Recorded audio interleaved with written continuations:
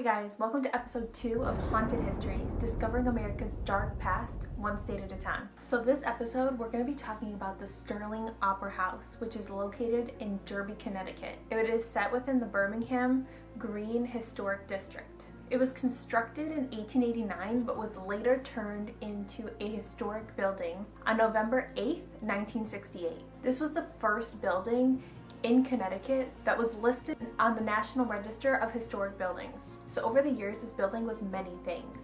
In the first 2 floors, as well as the basement, is where the city hall and a police station were located. The rest of the building was used for the opera house. This building was all these things when it opened on April 2nd, 1889. So this building was named after Charles A. Sterling. He was the founder of the Sterling Piano Company. So the designer at this time was actually an architect who really liked the Italianate Victorian style, and this was H. Edward Ficken. Fun fact is that he actually worked on the Carnegie Hall in Manhattan as well. So as I said, this building was made for both entertainment purposes as well as the political purposes, which being the 2 floors at the bottom being for the city hall and the police station, as well as the entertainment purposes being the opera house. Many famous people came to this location over the time, such as Harry Houdini, Bob Hope, Bing Crosby, Amelia Earhart. This was a very famous place for a lot of people over the time. The first show to ever play here was created by James A. Hearn, and the first play was called Drifting Apart. The funny thing about this is it was actually a total flop. Like it didn't go well. And it was actually very fitting for this area because the town of Derby and also the town of Ansonia were very against each other. Ansonia felt like they didn't need a new opera house because they were basically neighbors to Derby, and for them to put up their own opera house they felt was unneeded.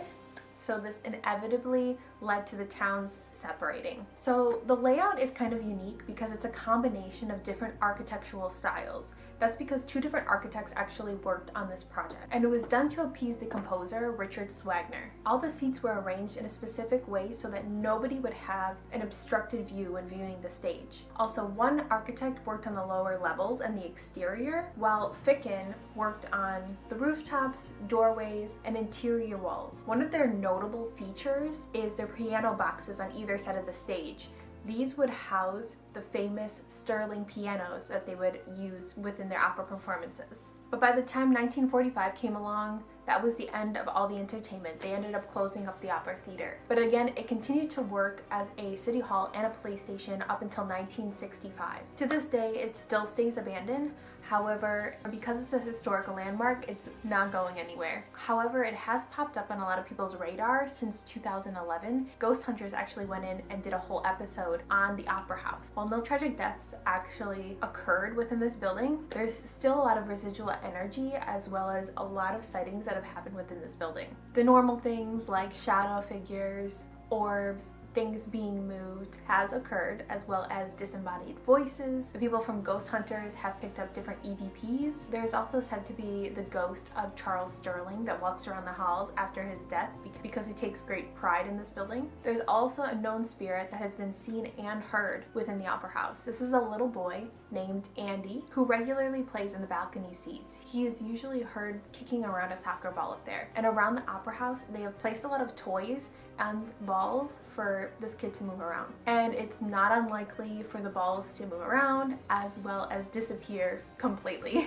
A lot of voices as well as handprints, and even there was a sighting of a woman in a Victorian era dress standing with a child. There are also a few stories from the owner as well as the mayor of the town. So the owner, his name is DeCarlo, and he said he was entering the building and unlocking it for 2 visitors and taking them to the stage area. On his way with the 2 visitors to the stage area, he noticed that one of the doors was wide open. So he told them to go ahead, and he ended up walking to this door because he knew when he locked up the night before that he didn't leave that one open. So he slowly approached, and as he approached the door, he said as soon as he was going to close it shut, the door by itself slammed shut in his face.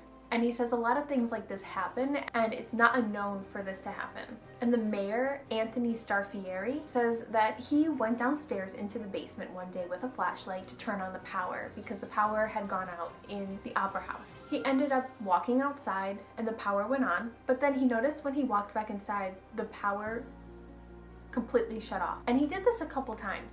He walked outside, power went on, walked back inside, the power went off. So it seems like the spirits like to play a little bit of tricks on the people who are within this area. He's also said that he's went into this building and had a weird feeling and felt the hairs on the back of his neck stand up because he felt like someone was right behind him even though he knew nobody was in the room with him. He says sometimes it feels like someone is watching you when you're in this building. Those are some of the stories that have occurred there. I know it's a very interesting building, and it's cool to see a building that actually had no deaths occur, but because it was such a loved building that so many people have come there, that so many spirits are just drawn back to this location. Whether it's residual or an actual being, this is the place that they want to call home in the afterlife. There is absolutely no doubt that this building is haunted, whether it's by people who have visited over the years when this was an actual opera house or by something else, because we never know about those children. We never know what they are. They say they're children, but